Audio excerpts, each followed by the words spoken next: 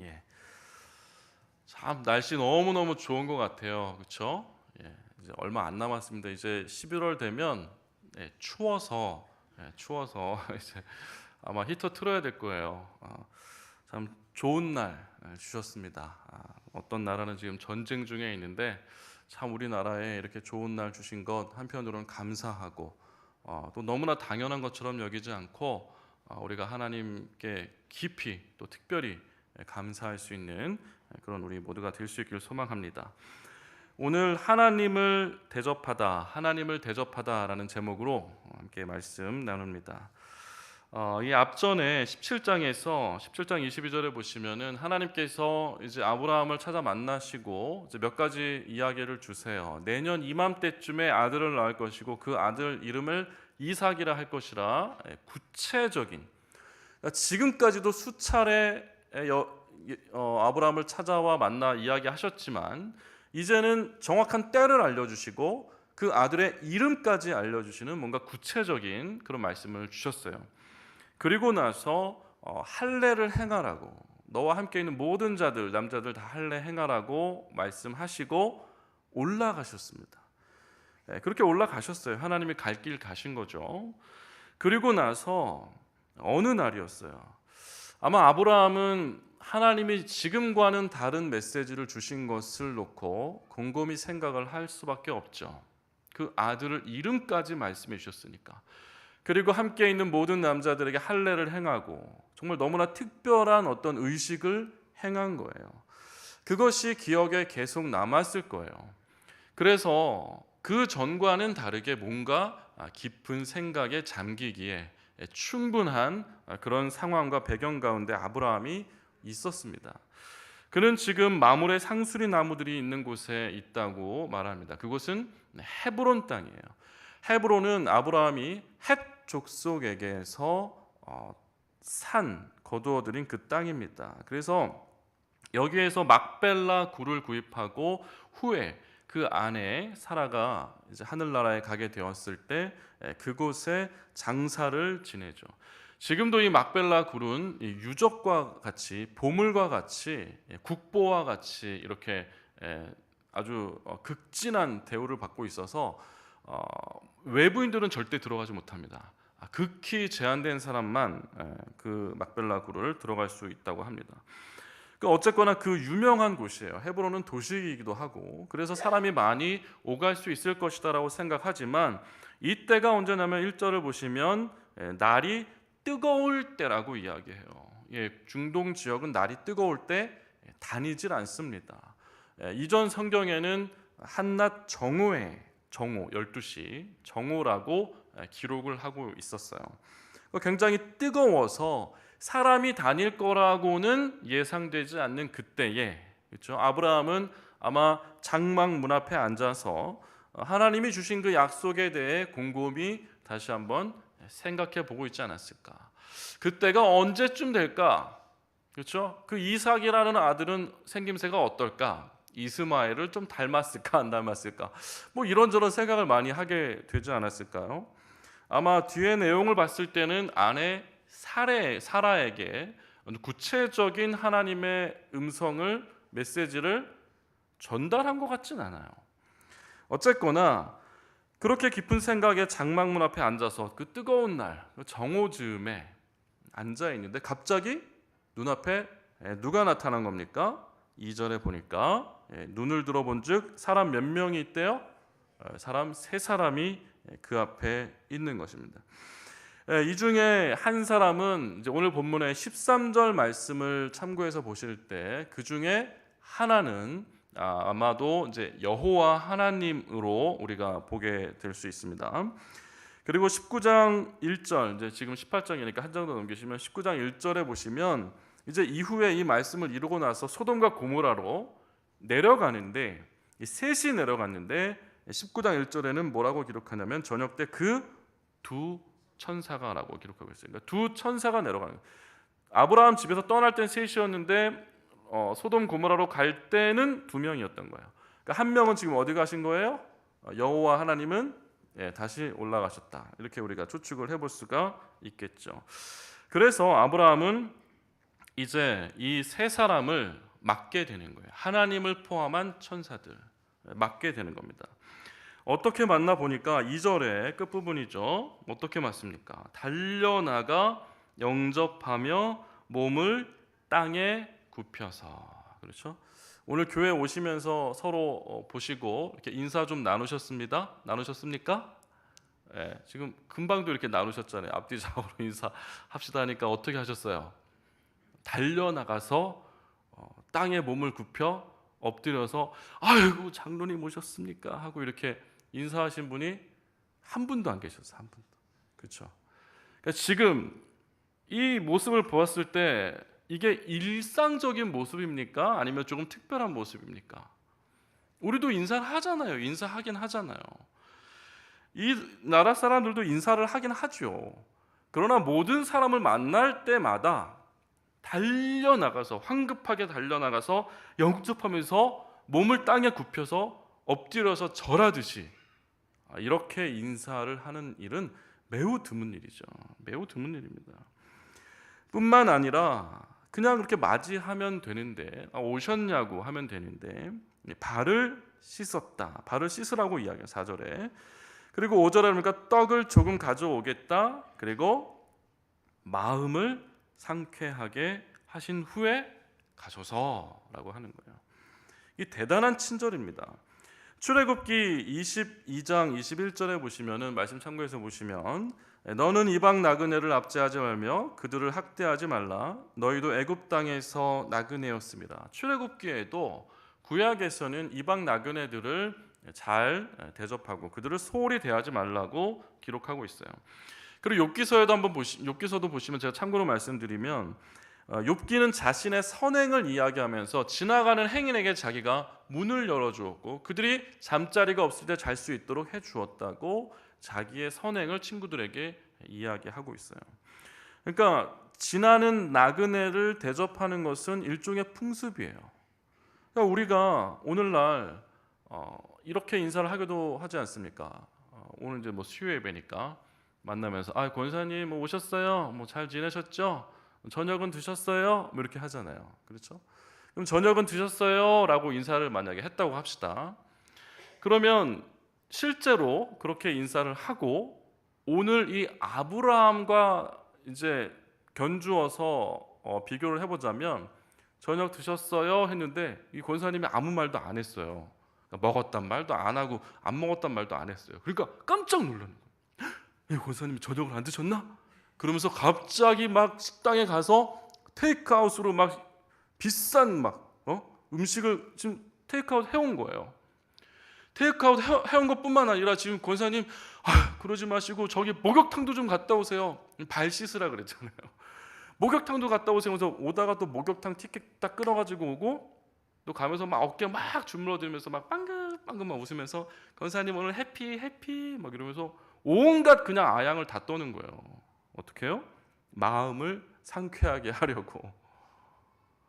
그러니까 누군가 이렇게 했다고 해보십시오.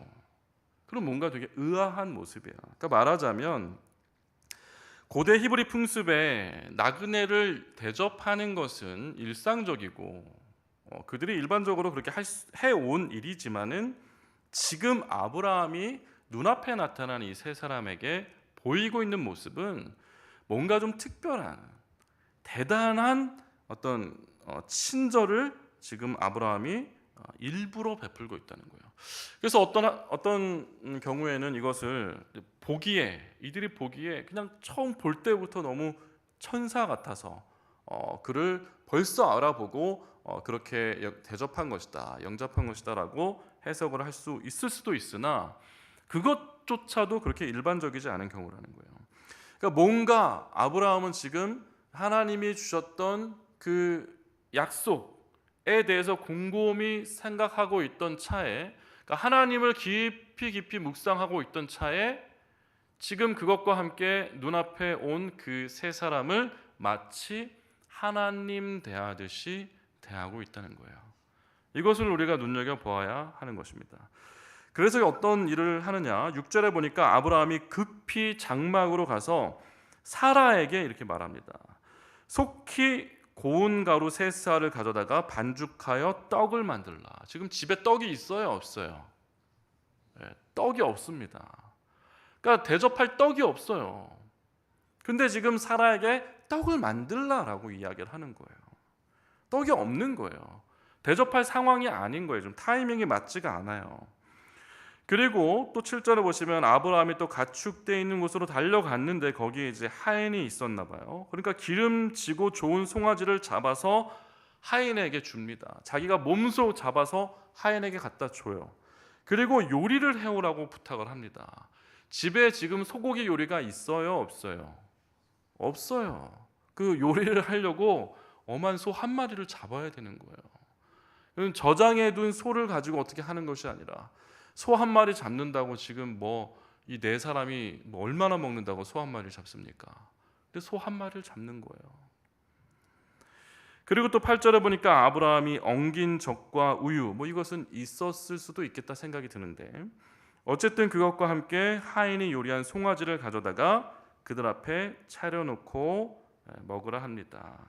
그러니까 8절의 끝에 그들이 드셨습니까? 안 드셨습니까? 드셨습니다. 먹었다 이렇게 기록을 하죠.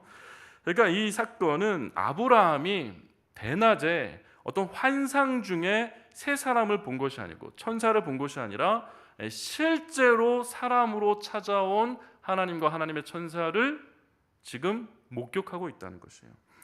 그러니까 예수님께서도 죽으시고 부활하신 다음에 요한복음에는 예수님이 조반을 먹었다고 기록하고 있고 또 누가복음에는 고기, 생선 반토막을 먹었다고 기록을 하고 있어요. 그러니까 일부러 드셨다고 기록을 하는 거예요. 그러니까 예수님이 죽은 다음에 부활하신 것이 어떤 영으로 찾아온 것이 아니라 실제로 육신을 입고 찾아오셨다는 것을 확인시켜 주는 거거든요. 그러니까 여기서도 이렇게 일부러 이들이 먹었다고 기록하고 있는 것은 이들 천사가 환상 중에 온 것이 아니라 실제의 인물로 지금 앞에 나타나 있는 것을 설명하고 있는 것이죠. 그때에 이 하나님께서 이제 여호와께서 아브라함에게 첫 번째로 이야기를 합니다. 9절에 보세요. 9절에 보시면 어떻게 시작하죠? 그들이라고 시작해요. 그러면 10절은 뭐라고 시작합니까? 그가. 여기서 그들이는 누구예요? 셋을 이야기하는 거고 여기서 그는 누구예요? 한 사람을 이야기하는 겁니다. 이분이 하나님이시겠죠. 그래서 그가 이르시되 내년 이맘때 똑같은 말을 하는 거예요. 지난번에 하나님 찾아오셔서 하셨던 말씀 똑같은 말씀 주시는 거예요. 그가 이르시되 내년 이맘때 내가 반드시 내게로 돌아오리니 내 아내 사라에게 아들이 있으리라 하시니 사라가 그 뒤 장막문에서 듣고 어떻게 합니까? 12절에 사라가 속으로 웃었다라고 기록을 하죠.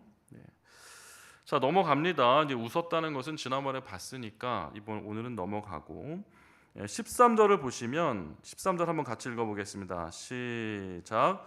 여호와께서 아브라함에게 이르시되 사라가 왜 웃으며 이르기를 내가 늙었거늘 어떻게 아들을 낳으리요 하느냐. 여기 분명하게 기록해요. 그가 이야기했죠. 근데 그가 누구예요? 13절에 여호와께서 아브라함에게 이르시되 이렇게 묻는 거예요. 왜 사라가 웃느냐? 하나님은 분명히 진지하게 지금 약속하고 계신데 왜 웃느냐라는 거죠. 왜 웃느냐? 그러면서 14절에 이야기합니다. 여호와께서 능하지 못한 일이 있겠느냐? 능하지 못한 일이 있겠느냐? 여러분 하나님을 믿으십니까? 이게 오늘 주제는 아니지만 너무나 중요한 부분이기 때문에 짚고 넘어가야 되는 거예요. 우리도 하나님의 말씀을 어머니 모태에서부터 믿고 자란 분도 아마 계실 거예요. 수도 없이 듣다 보니까 아브라함도 마찬가지잖아요. 아들 주겠노라 계속 수도 없이 들었잖아요. 수도 없이 들으니까 어때요? 나중에는 웃어요. 사라도 수도 없이 들으니까 이제는 어때요? 웃어. 안 믿는 거예요. 하나님은 믿지만 하나님의 말씀 안 믿어요. 우리도 그럴 수 있다는 거예요. 오만한 안주라고 이야기합니다. 믿음을 가지고 있기 때문에 우리는 하나님을 믿는다는 그 오만함을 가지고 있어요. 믿는다는 그 오만함. 하지만 하나님을 믿기 때문에 하나님께서 알아서 다 하실 것이라고 생각하면서 그냥 가만히 있는 거예요. 그리고 정작 하나님이 무엇을 하실 것을 별로 기대하지 않고 그냥 그 자리에 그냥 안주하고 있는 거예요. 하나님은 분명히 하시겠다고 말씀하시는데 정말 그 일이 일어날 것이라고는 생각하지 않아요. 지금이 좋사오니 하면서 얼마든지 우리도 그렇게 신앙생활을 할 수 있다는 겁니다. 어쨌거나 아브라함은 이렇게 천사를 대접하죠. 이것을 놓고 히브리서 13장에는 본문을 띄워주시면 한번 같이 읽어보겠습니다. 이 본문을 신약 성경에서는 이렇게 해석을 하고 있어요. 1절, 2절 같이 읽어볼게요. 시작. 형제 사랑하기를 계속하고 손님 대접하기를 잊지 말라. 이로써 부지 중에 천사들을 대접한 이들이 있었느니라. 그렇죠? 형제 사랑하기를 계속하라는 겁니다. 형제 사랑하기를 계속하라. 형제를 사랑하십니까? 형제를 사랑하세요? 쉬운 일은 아니에요. 그렇죠? 그러나 형제 사랑하기를 계속하라는 거예요. 계속하라는 것은 선을 행하되 낙심하지 말고 계속하라는 것처럼 형제를 사랑하되 낙심하지 말고 계속 사랑하라는 거예요. 왜 그러냐 하면 손님 대접하기를 잊지 말라. 이로써 부지 중에 천사를 대접한 아브라함처럼 우리도 언제 부지 중에 하나님을 또 천사를 대접할지 모른다는 것이죠. 그 영광을, 그 축복을 우리가 받게 될지 모른다는 거예요. 그런데 곰곰이 생각해 보면 우리는 부지 중에 아브라함이 그랬듯이 오늘 본문만 보고 있자면 부지 중에 우리는 얼마든지 천사를 대접하고도 남을 수 있다고 우리는 너무나 쉽게 생각할 수 있다는 거예요. 그러나 과연 그렇습니까? 부지 중에 여러분 형제 사랑하기를 계속하는 게 힘든데 부지 중에 여러분 형제를 계속 사랑하는 것이 쉽습니까? 이게 쉬운 일이 아니에요. 성경도 이야기합니다. 성경은 레위기 4장에서 5장까지 부지 중에 지은 죄를 조심하라고 계속해서 경고하고 있어요. 우리는 부지 중에 하나님을 섬길 수도 있지만 부지 중에 죄를 얼마든지 저지를 수 있다는 거예요. 회중이 죄를 지은 거, 부지 중에 그 마을 동네 이 사람들이 죄를 지은 거, 부지 중에 족장이 죄를 지은 거, 부지 중에 평민이 죄를 지을 때는 어떻게 해야 되는지, 또 민수기 15장엔 부지 중에 거류민들, 이방인들이 죄를 지을 때는 어떻게 해야 되는지 기록합니다. 또 레위기 5장엔 계속해서 부지 중에 부정한 것을 만질 수도 있다는 거예요. 그렇게 해서 죄를 질 수 있다는 거예요. 또 여호와의 성물을 가까이 하다가 만지거나 그것을 먹거나 해서 또 죄를 질 수 있다는 거예요. 부지 중에 우리는 당연히 하나님의 천사들을 대접할 수 있을 거라 생각하지만 오히려 성경은 부지 중에 죄를 더 많이 지을 수 있다고 이야기하고 있는 것 같아요. 그러니까 그만큼 우리가 얼마든지 언제든지 나도 모르는 사이에 오히려 천사를 대접하기보다 죄를 짓기 더 쉬울 수 있다는 거죠. 또 민수기 35장에는 부지 중에 살인한 자들도 있다고 기록합니다. 부지 중에 살인한 자가 피해 숨어들 성을 뭐라고 성경은 말하죠? 도피성. 그렇죠. 48개 성읍 중에 6개는 도피성으로 만들려고 그랬어요. 왜요? 부지 중에 살인하는 자들이 얼마나 많으면 48개 성읍 중에 6개를 도피성으로 만들려고 했을까요? 부지 중에 하나님의 천사를 대접하기는커녕 살인도 저지를 수 있는 거예요. 그럼 어떻게 우리는 부지 중에 하나님을 대접할 수 있습니까? 예수님께서는 이런 가르침을 주셨습니다. 마태복음 25장에 우리가 잘 아는 내용이에요. 이제 마지막 때에 하나님께서 이제 임재하셔서 목자가 양과 염소를 가르는 것처럼, 이 말씀 조금 이따 띄워주시면 됩니다. 양과 염소를 가르는 것처럼 이렇게 우리 믿는 자들을 불러다 놓고 가른다는 거예요. 오른쪽에 이렇게 딱 이렇게 놓고 이제 좀 조심해야 되는데 하나님 입장으로 봤을 땐 이쪽이 오른쪽일 수도 있고 이쪽이 오른쪽일 수도 있습니다. 제가 봤을 땐 여기가 오른쪽이고 여기가 있지만 하나님은 저쪽에 계실 수 있으면 여기가 밑에. 어쨌든 반으로 정확히 나눠서 한쪽은 오른쪽, 한쪽은 왼쪽으로 해서 사람을 양갈래로 나눠 놓는다는 거예요. 그리고 나서 오른쪽에 있는 이제 양들에게 하나님이 얘기를 주시는 거예요. 뭐라고 이야기하시냐면 너희는 복을 받을 것이다. 복을 받을 것이다. 그리고 너희는 예비된 그 나라를 상속받을 것이다. 그러면서 그 오른쪽에 있는 사람들이 의아해하는 거예요. 도대체 하나님 무슨 얘기를 하시는 거야? 그랬더니 그 왕이 이제 이야기합니다. 너희는 복을 받아야 되는데 왜 그런 거 하면 내가 이유를 설명해 주겠다 하면서 내가 줄일 때에 너희가 먹을 것 줬다는 거예요. 그리고 목마를 때 마시게 했다는 거예요. 또 나그네 되었을 때에 영접했다는 거예요. 헐벗었을 때 옷을 입혀줬고 병들었을 때 돌봐줬대요. 그리고 옥에 갇혔을 때 와서 봐줬대요. 그러니까 이 오른편에 있는 사람들이 이야기합니다. 아이 하나님 무슨 소리 하시는 거예요? 우리가 언제 그랬어요? 이렇게 이야기하죠. 아유 그런 적 없는데요. 이렇게 이야기해요.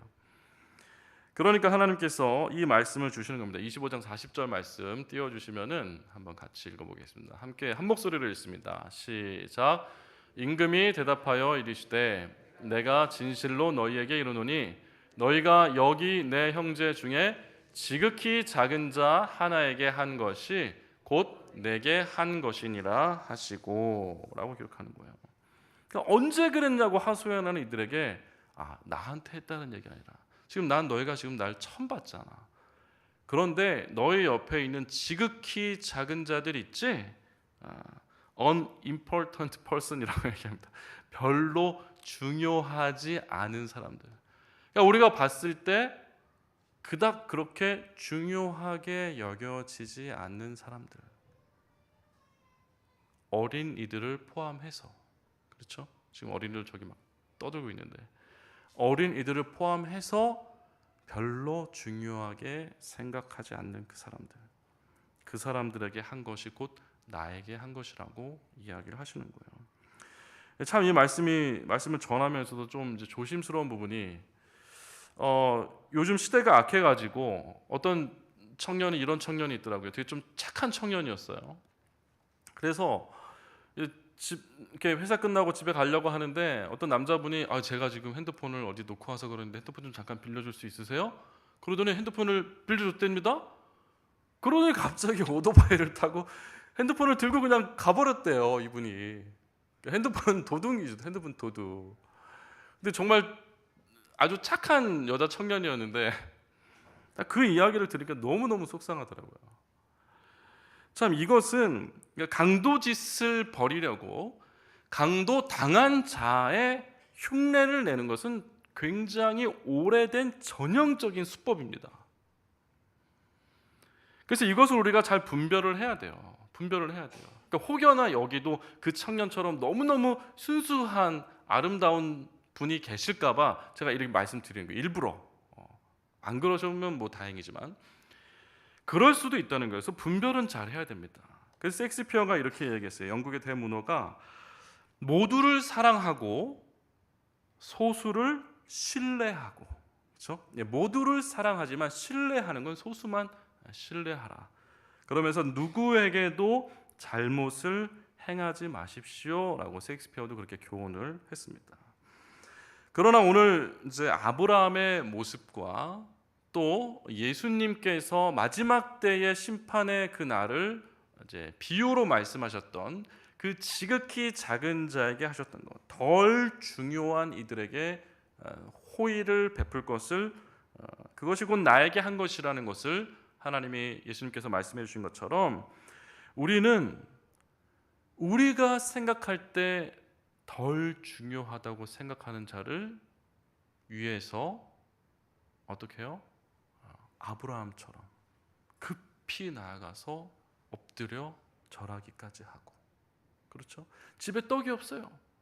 근데 떡을 손수 만들어서, 집에 고기가 없어요. 근데 그 고기 4인분, 3인분 만들려고 속까지 잡아가면서, 그리고 엉긴 젓과 이 요리들을 다 가져다 발까지 씻겨주고 기분까지 상쾌하게 해주려고 애쓰는 정도는 아니더라도 아플 때 무난하고, 그렇죠? 심지어 감옥에 갇혔을 때도 찾아가주고 헐벗은 것 조금 따뜻하게 입혀주고 하는 것만으로도 하나님께서는 그것이 나에게 한 것으로 받아주시겠다는 거예요. 그래서 마지막 때에 우리가 하나님께 직접 무엇을 해드린 것은 전혀 없지만 그것을 놓고 나에게 한 것이라 하나님이 받으셨기 때문에 우리가 하나님의 칭찬을 받고 또 구원의 반열에까지 이룰 수 있을 것이라고 하나님이 우리에게 교훈해 주시는 것입니다. 하나님은 지금도 지극히 작은 자의 모습으로 우리 주변에 있습니다. 지금도 언제든지 우리 주변에 있습니다. 우리는 혹여나 부지 중에 죄를 지을 수 있는 연약한 사람들이지만은 아브라함처럼 늘 깨어서 하나님이 주신 말씀을 곰곰이 생각하고 묵상하고 대낮에 그 한낮 뜨거운 때에도 성막 문 앞에 앉아서 하나님을 곰곰이 생각하는 그 하나님을 날마다 기억하는 그 마음을 가지고 살아갈 때 우리는 우리 주변에 찾아오는 그 연약한 자들, 지극히 작은 자들을 대접함으로 하나님을 대접할 수도 있을 것입니다. 그렇게 될 수 있기를 주님의 이름으로 축복하고 소망합니다. 아멘. 말씀 마치겠습니다.